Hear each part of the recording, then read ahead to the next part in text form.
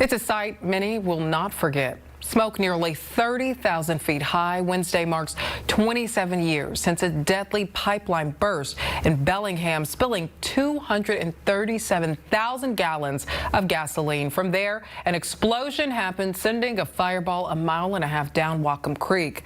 3 people were killed, including 2 10-year-old boys. Several more were injured. To remember the tragedy, we're joined by a former reporter who covered the aftermath, Amy Cloud. Thank you for being here, Amy. Of course. Take us back to June 10th, 1999. When did you first hear about the spill? Well, I had actually just dropped off my 2-year-old at the babysitter, and I was headed to the TV station for my shift. I was the supervising news producer at that time, and I could see it. I saw the plume heading down the creek, and I started to drive there. I had a camera in my own vehicle with me. And once I saw it, I knew that it was probably a pretty bad situation, and I immediately went to the station, called the sitter, and said, close the windows, close the doors, stay inside. Something bad's happened, we don't know what. And the challenge then was finding out what. What did you guys end up finding out when reporters were sent out to the scene and you guys were covering that on-ground experience? What was it like?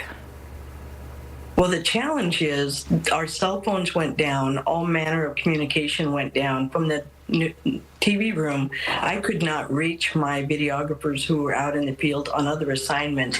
They couldn't reach me to find out what was going on. Fortunately, they had the presence of mind to go to where it was happening. It was kind of being careful how I say that, because they couldn't get there. The roads were closed and the fire was still burning. But they went to the site and first responders were there. But as you might imagine, it was pretty chaotic. There was not an incident command as we know them now, where they could ask for a PIO and connect them with me and get information that we could share with the public. We weren't getting information. That was the biggest challenge, because people could see it from as far away as Linden, and we didn't know what to tell them. At the time, I was the only reporter working that night. Our partners in radio were there, but they were miles away. The print reporters were having the same problem I was having.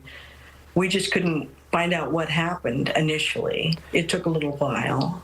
Well, as things started to play out, what are the strongest memories from your time reporting and covering the pipeline spill? The tragedy of it. 3 kids didn't go home to dinner that night.